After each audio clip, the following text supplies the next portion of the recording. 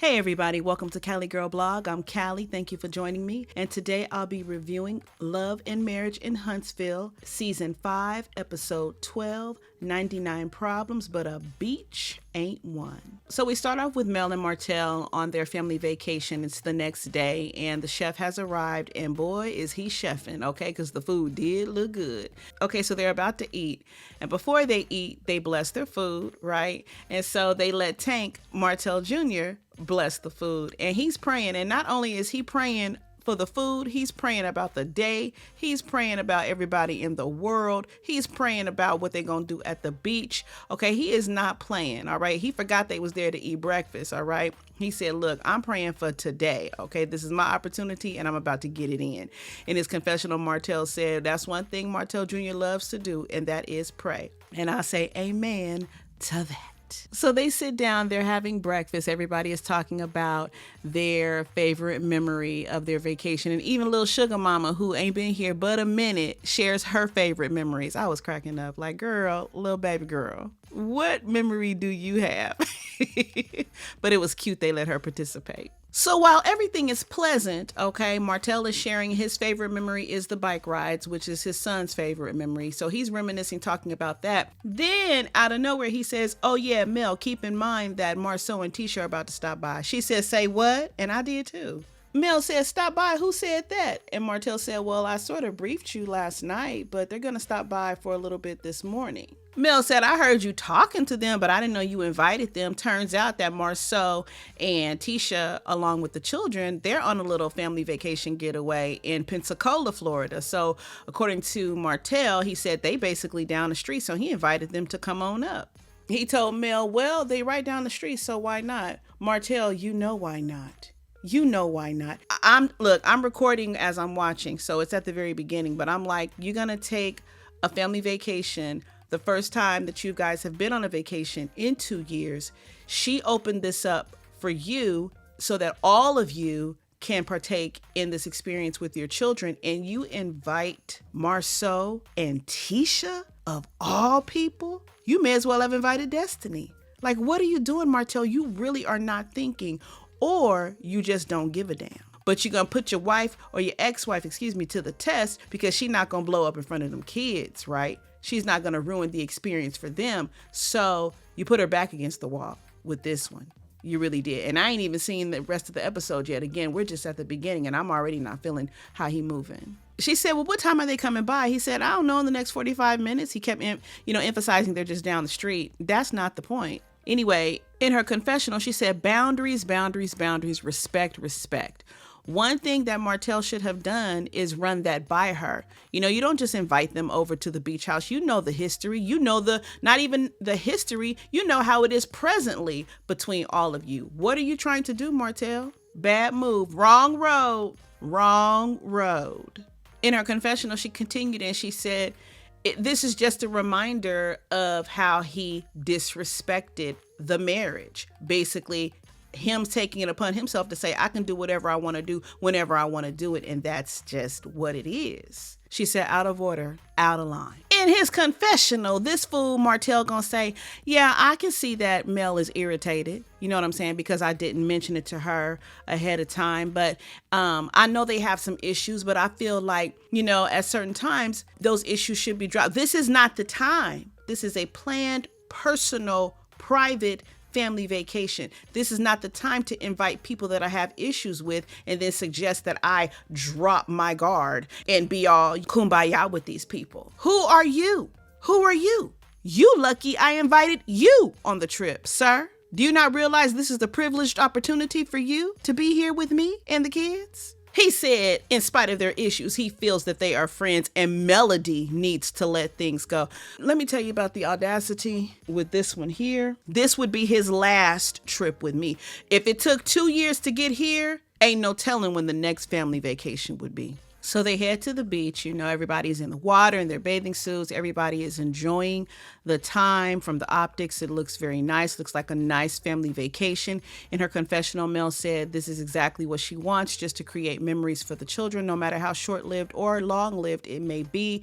This is what it's about, having peace, joy, and time with the family Again, memories for the children. The things that we do for our kids, we put our emotions to the side because I won't say that it was big of her to do, but I will say that it was the mother in her that said, look, I'm going to put how I feel aside and I'm going to invite him and his mom to this family vacation for the betterment of my children. So Mel is on the beach doing some yoga moves, look like she's doing the downward dog. And Martell walks up like, girl, don't you be twerking with them kids. You ain't worried about that. She wasn't twerking. And then he walks over to her and he shows her some pictures in his phone. So he's looking at pictures of them at the same location in 2019. She's like, you got all that saved in your phone? Child, honey, he pulled it from somewhere. If he didn't, memories like the corner of my mind. Some memories the way we were. That's how he feel. Scattered pictures. And he said, yeah, I got it saved in my phone. He said, it ain't gonna go nowhere. She said, yeah, you know what? That's true because you do be texting me things from the past. He ran off like he was found out. Like, like, what is you saying? Yeah. You want that old thing back, Martell? Yeah, we know. It's obvious. In her confessional, she said, Martell is trying to play on my nostalgia by showing me old pictures of us when things were all good. She said he would do the same thing when she would leave him, when, he would be cheating on her during different times of the affair. He would, get all nostalgic and, go over the remember when pictures, trying to play on her emotions with that. So they're done in the water. Mel, Martell, and Martell's mom, they sitting in the beach chairs relaxing. No sooner than that, here comes the Scotts, aka Marsau, Tisha, and their kids. All right, now let's get the party started. So everybody's speaking. Tisha's like, oh my gosh, Mel, this is the first time I seen you with braids. They look good. And she's like, yeah, I don't usually do the braids, but I did it for the girls. Here go Martell. Yeah, the braids do look good on her. Wink, wink. She said, oh, let me go change up real quick. In his confessional, he said he doesn't know if Melody was looking for a response, but he feels like she's throwing jabs to keep herself in a safe space to say, all right, Martell, stay back. Like, hey, you doing too much. Calm down. He then said he's the reason why Mel got the braids because he knows that she likes braids and therefore that's why she got them. So in all the double-digit years that you guys have known each other, have been married, she decides now to get them because she knows that you like them. Come on, Martell, stop it. So they go inside while Martell's mom stays outside with all of the kids. In her confessional, Mel said, you know what, my mood has shifted slightly, she said, because she feels disrespected. You made a decision, speaking about Martell, you made a decision, you didn't consult me, but you made a decision that you felt was good for you. Yes, he basically disturbed your peace. And she out here trying to protect her peace, and Martell, you're continuing to do everything to disturb her peace. You're like a whole nuisance on the trip right now. Melody is in the kitchen cutting up watermelon. Tisha, Marsau, and Martell, they're sitting down, and Tisha's like, oh my gosh, this is cute. And asking, is Mel's mom coming? And Martell was like, yeah, she coming tomorrow. And Tisha was like, oh my gosh, this reminds me of how I used to be. Everybody under the same roof, for 2 days. This is the Martell and Mel that I'm used to. Mel's just continuing to cut up the watermelon. She has no words, no sentiments, no nothing. Martell said, so yeah, Mel, thank you for inviting me. Tisha was like, oh, Mel invited you? He said, yeah, this was Mel's idea, to get me on down here to Destin. Wait, what? Melody wants to clarify things like, wait, what? Martell wants that to hang in the air. Talking about shh, shh, shh. In her confessional, Mel was like, please, Tisha, stop it. Okay, calm down. I don't need to keep hearing you talk about this reminds me of when, because this is not the old days. I'm not even trying to make it seem like it's the old days. She said, this is a trip for my kids, and it's really starting to get irritating at this point because you're trying to make a narrative fit what makes you feel good. But this ain't that. Sticking to the present, Marsau said, well, it is fun to see you guys come together after all that you've been through. You're able to come together for the kids. I'm glad that he is staying true to what this is really about and not this fantasy narrative, nostalgic type of idea of how it used to be. And I remember when. So today was boat day for Tisha and Marsau. That's what it was supposed to be for them and the kids. And Martell said, did you do any fishing? Marsau was like, nah, man, I'm not going to embarrass myself, take my son fishing and I don't catch nothing. And Tisha said, Martell, next time you and Tank go, take MJ with you. That'd be good. It takes a village. That's why we have people around us that can help help us, with the kids or whatever. And here go Mel. Martell ain't into that. He not into villages. Tisha said, what? She said, he not into that. In her confessional, Mel said she believes that Martell is not fond of having a village because it removes a level of control for him. She said the only village that he believes in is a village, and that is Martelliage. Here go Marsau clowning, talking about, wait a minute, okay, village is obviously a trigger word. I need y'all to write down the trigger words, okay? So family, trigger word, no. Village, no. Watching kids, no. Talk about the past, no. Here go Tisha, this is fun. They're laughing. I know Mel is not enjoying it. I imagine she's not. It's not funny. Tisha's like, oh my gosh, well, what can we talk about? Like, in other words, to say, I don't know, what can we say, really? Because everything seems to be a trigger. Your being there physically, Tisha, is a trigger. How about that? That's probably the biggest trigger of the trip at this point. Martell was like, y'all got to get going, okay? Because Mel is already acting different. Y'all got to go. Mel was like, nope. This is a vacation for the kids. He was like, this is a vacation for me, too. This is what Martell was saying. Mel said, we had fun on the golf carts. Here go Tisha. You too? Mel said, no, all of us, like everybody. How about you assume everything I'm talking about when I say we, I'm including the kids. As I just said, this is a vacation for the kids. Got to hear, man. Marsau gonna lean over to Tisha. Oh, I think that's a buzzword, babe.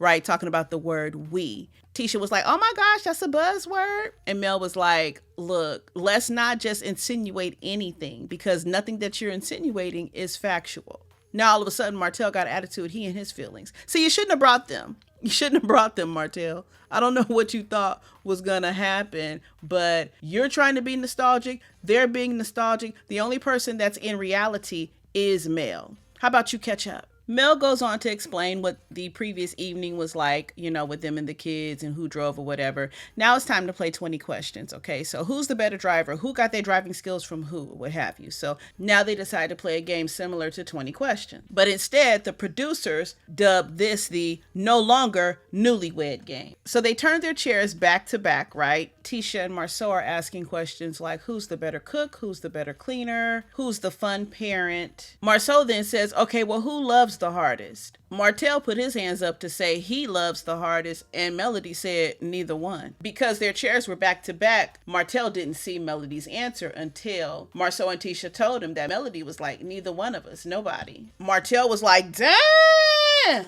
He said somebody had to love the hardest. So now they switch. Now it's Tisha and Marsau's turn. First question to Tisha and Marsau, who spends more time with the kids? Tisha. Who's the better cook? Who cooks the most? Which parent do the kids like to be around the most? They both said me. So Marsau and Tisha won because they got the answers right, even though their chairs were turned back to back. Most of the answers they got correct as far as who does what.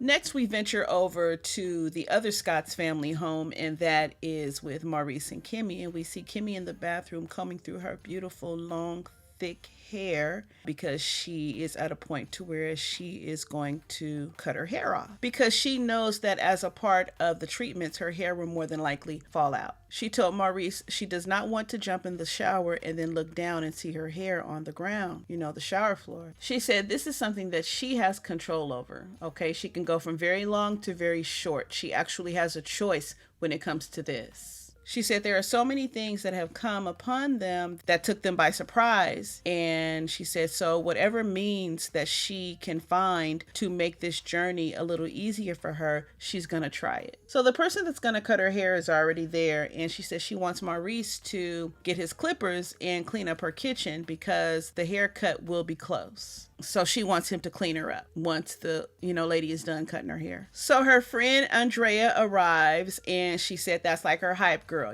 She's there to be moral support to her, emotional support. And she said, okay, so now everybody is here. It's her cut Kimmy hair dream team or what have you. And what the stylist Brianna is going to do is she's going to cut her hair, but she's going to save it and use it as bundles. Man, how poppin' would that be for her to be able to use her own hair and apply it to her head like she would any other type of bundle, but it's your own. I love it. So she's getting her hair cut, and when Brianna goes in for the last chop, it's Maurice's turn. He goes in with his clippers. He's shaving the back of her head, tapering it up, cleaning it up and stuff. And it looks nice. He's hooking her up, right? And so Andrea was like, yeah, you know he's a professional, right? And so then Kimmy was like, yes, that's actually how I met him. I was kind of stalking him on Facebook or whatever. And so a friend of mine said, you know he's a barber. She said, she was like, what? She said, so in her confessional with her and him, she said, yeah, as a single mom of a son, I took that as an opportunity to get to know Maurice. So she reached out to him and said, so I hear you're a barber. And he was like, I am. And so, you know, that's how she put her name in the hat. Okay. She said from there, he came over to the house and cut her son's hair. She said, so that was one of our first encounters. And Maurice was like, yeah, I had no idea I was getting interviewed at the time. So everybody is telling her how good the cut looks, right? Her friend put some moisturizer on it, curled it all up. It's really curly and everything. So Kimmy has yet to see it. So she got the mirror. She's looking at it. And you can tell it's just hitting her what she just did. Yeah, gonna take some getting used to, but it definitely looks good on her, for sure. It really does. It's sentimental, monumental. I mean, this is a monumental moment in her life, and this is a monumental step in that part of her life. And it's definitely a little tear jerking, you know, pulls on the heartstrings for real just to see it. So prayers up for Kimmy, for real. Maurice in his confessional, he said Kimmy is not her hair, Kimmy is not her breast, Kimmy is not the youthful look that she has today. All of that is going to fade. It's the essence of Kimmy that makes Kimmy who she is. It's captured in her smile and the way that she cares for other people that makes her who she is. He said, nothing about this is going to change my love for Kimmy. In fact, I grow more in love with her every day. Aww. Back to the family vacation in Destin, Florida with the Holts and the Scotts. Martell and Marsau, they decide to go upstairs and shoot some pool. They're talking about Marsau's time in Africa, how he was able to go there and come back with a different approach toward family, work, life balance, whatever. Then he says, you know what, let me just ask the question because there is an elephant in the room. Martell, how did you and Melody get here to this good space? Martell said, I actually think that Melody had the time that she needed to go through the pain and whatever she was dealing with. And as a result, he got the time that he needed as well to go through his pain because the divorce was tough. They did have a good life and we got these children. And to see the whole dynamic shift and change, that's hurtful in itself. And knowing that things will never be the same took us to a whole nother level. He says, so for her to invite me on a trip that she was taking with the children, that speaks volume. Downstairs with Melody and Tisha, Melody is now trying to make small talk. You know, how long you guys gonna be in Florida? Oh, we here for a couple of days, next day, whatever Tisha said. Tisha said, I assume everything is going good. Melody said, no issues. Tisha said, good. Is it good? We know you don't like Melody, Tisha, but okay, girl. Tisha said, good. Is that what you expected? You know, for there to be no issues, everything to go smoothly. And Mel said, that's what I was hoping for. Next question. So what made you invite Martell on this trip with you guys? Mel said, you have to get to a place where you are mentally and emotionally enough okay to have that person in your space. Because you don't go through the things that I've gone through and then think that we automatically just going to be hanging out and having vacations together. She said, so I was wise enough to understand that despite people saying that y'all should be able to do this and you should be able to do that, you don't get to tell me when I should be able to do nothing. You don't tell me how fast I need to heal or how long it takes for me to heal. Because bottom line, when I feel like I'm at that place, that's when I will do it. Tisha said, that's good. That's definitely a good place to be in. In her confessional, Mel said, here in 2022, after filing from divorce and walking away from her marriage, she can definitely say at this point she has healed from that. What she wanted and believed would be, you know, the picture perfect marriage, she's done with that and she's healed. She don't sit around and reminisce, wishing, thinking, nothing. She said she is very, very secure in the decision that she made and she doesn't wake up not one day with regret. Upstairs at the pool table, Marsau said, have you done anything different? And Martell said, I've really accepted the things that I've done in the past. He said he came to the conclusion and the realization that Melody probably checked out as a result of the things that he was doing. No probably about it, sir. He said, because at first he was just pointing the finger at her saying, you wasn't taking care of me. You wasn't cooking. You wasn't taking care of me in the bedroom. He said, so for her to deny him in certain ways, it must have been something that he was doing to her. Now in this scene, Martell, we see growth and development. Okay, we see acknowledgement and we see responsibility, accountability. It looks good in this episode. He said to this day, he has not asked her, why did you stop cooking? Why did you stop having sex with me? It must have been something that I was doing. He sounds like a man who has come to his senses and has come to himself in this episode. In his confessional, he said, he expressed to Melody the things that she was doing that wasn't satisfying him, and he gave it a year plus before he stepped out, because for him, divorce wasn't an option, but obviously stepping out was. However, he said he does wish that he would have given it more time. Hindsight is 20/20. Marsau said, well, let me ask you a question. Do you think that maybe it's just wise to have sex less? I'm not sure that having sex less was the problem, because as Martell said, it had to have been something that he did, because she suddenly stopped cooking and stopped having sex. So I don't think that it was the number of times they were having sex that was the problem for Melody. So I don't know where Marsau is getting that from. And allegedly he was stepping out on her with way more people than Ariane. So what, Marsau? Martell said, well, that could be true, because people do change, and that's what men talk about. When you get married, the sex life changes. Marsau said it do. Martell said, you know what? I can just say that I think there's enough accountability to go around, but every time I talk to you, I see growth. In his confessional, Marsau said he believes that Martell did open up, to Melody, and if he could do it all over again, he would do it differently. He said, unfortunately, he's never had the situation of being denied sex in his marriage. However, he does believe that something like that can drive a person crazy. Okay, so we're going to put it back on Mel again, Marsau. That's what we're doing. We're driving it right back to Mel again. We're going to place the blame right back on her as the reason why Martell stepped out. Back downstairs, Tisha is heavily inquiring. Inquiring minds want to know. Tisha's like, so what steps did you have to take? What did you have to do to get you to this point? Mel said, I had to do a lot of self-healing, self-reflection, and that included me spending a lot of time by myself. She said, when you're just going through the motions, you're just doing and going every day, and you're not giving yourself the opportunity to really sit back and think and feel those emotions, Tisha's looking like, I wish I were you. I wish I could do that. I wish I was still going to Dr. Francis. I'm so mad that you're in this space. I did not want this for you. I really didn't. I'm not happy that you're happy, but you look happy, and it's killing me softly. Sitting in disbelief, because you obviously don't know what it feels like to walk away from something that is toxic. In her confessional, she said, I hope that Mel is happy, but Mel is good at showing you what she wants you to see. No, what you see is real. Do you think that it's an imaginary thing that you're at the house in Destin with Mel and Martell there with the kids having a family vacation? That's not for play, and that wasn't for you. Remember, you weren't even supposed to be here, so she don't have to put up no front for you, baby girl. Who are you? Why she got a front for you? She continued to say, Mel is so good that sometimes she fools herself. No, you're fooling yourself. That's what you're doing. You're fooling yourself. Mel is living in reality.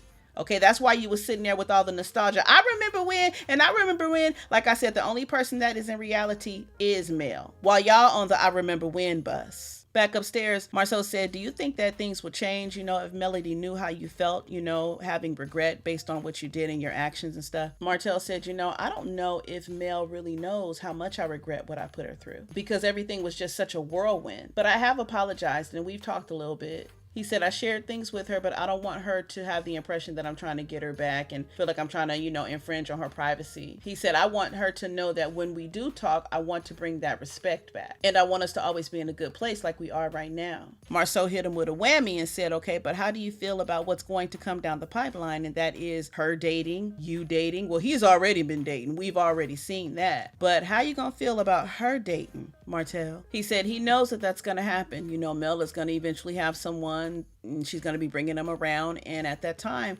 that's when we'll have that conversation. He said if she's dating somebody and she's serious about him, I'm sure she'll be a pretty good judge of character. He said, and I believe that Mel feels the same way, that whatever woman I choose, she will be ideal and she will be a good stepmom. Is that why you haven't married Ariane to this date? Because she's definitely not the stepmom. In fact, according to social media, you've moved on from that, or you go back and forth. I don't know, but you definitely didn't put a ring on her finger. Not as of yet. Is she not ideal, Martell? In his confessional, Marsau said, on the surface, it doesn't look like Martell, based on his temperament, would be able to handle Mel dating someone. And it's nothing like seeing your ex in a relationship that is happy, healthy, and productive, which causes you to do nothing but self-reflect. Because the whole idea of they'll never be able to move on from me, they'll never be able to find anybody as good as me, well, that's an endearing thought. However, that ain't true. The truth is they probably can and will find somebody else. Now back downstairs, Mel continuing on talking to Tisha, and she said, I got married young. I got married when I was 22, and to think about that then, and now being by myself. Here go Tisha basically talking about herself and her current life. She said, yeah, I got married when I was 24, and when you start having kids, everything changes. It just becomes about the kids and the husbands. It didn't have to. But that's what it became about for you. She said, and like you said, Mel, you don't have no time for anything else. Right. You, Tisha, didn't make time for anything else. That's why when the first season aired, Tisha, it showed you wanting Mel to be your mentor. She was taking you around. She was introducing you to people. You admired Mel. Okay. You aspired to be not like her, but you aspired to have the freedom that she allowed herself to have. Determination to say, hey, I'm not just a wife and a mother. I'm much more than that. Okay. And that's why to this day, seethingly, you still see her that way. Mel said, girl, let me tell you something. Next time I have a kid with somebody, honey, it's coming with a contract. We are going to have a morning nanny and a night nanny. In her confessional, Mel said, I've dated since I left Martell. Do I want to get married? It's not a have to. I was married for 14 years. She said, I'd rather be in a situation with someone where they are committed. They are committed to loving me, protecting me, and things like that, rather than just have a piece of paper and say we got married on this day. Because I now know that being married, you can do that and it means absolutely nothing. She said, but I am open for whatever God has for me. So if there's another love, another great love that God has in store for her, she's open for that as well. Back upstairs, Martell said, life goes on, reflecting on what Marsau was saying about, the two of them moving on, dating other people. Martell said, life goes on. We all want someone, and we don't want someone that we have to hide. But instead, we have to make sure that they're going to be the right fit for us and the kids. Marsau said, okay, so what do you think is the upstream for you and Mel at this point? What's ideal versus where you're at? He said, what's ideal is to continue to show the kids that no matter what we've been through, we have overcome that, and we will continue to put them first. For example, this vacation, we are allowing them to see their parents genuinely happy. He said the kids are so excited they feel like they're on stars right now, and this is what I long for. Marsau said, do you think that Mariah and Tank, do you think that, they might be wondering, is this it? Because they're the oldest, they've been around them the longest as a couple. Martell said, I think they get it that we're divorced and they understand that we are coming together for them. Mel did make it clear last episode that ain't nobody getting back together. Okay, this is just a family vacation. Marsau said, but they kind of have that hope though. But it's like, okay, Marsau, what do you want them to do? I mean, they're doing the best that they can. Do you suggest that they not take family vacations? I mean, what are you driving at? Because the kids are going to have the hope, but it's not happening as of now. So what is your point in continuing to say that the kids are going to have the hope? As long as they're honest with the kids and telling the kids this is what it is and this is what it ain't, that's the best you can do. In his confessional, Martell said, at this point, I feel like if we should have had conversations year after year until we got it right. Because if we did, today we'd be in a much better place. He said, I'm pretty sure we'd still be together, raising our children under the same roof. He said, I should have been a lot more patient. And he gets sentimental, like his emotions take over him, and he stops talking. He apologizes to the producers, and he gets up and walks off the camera. And the episode ends. Wow. When you truly, truly love someone, there's just some things that you just don't do. Took her for granted, disrespected her to the utmost. Oh well. Thank you for joining me. Don't forget to like, subscribe, hit that notification bell button. And until next time, you all take care. Peace.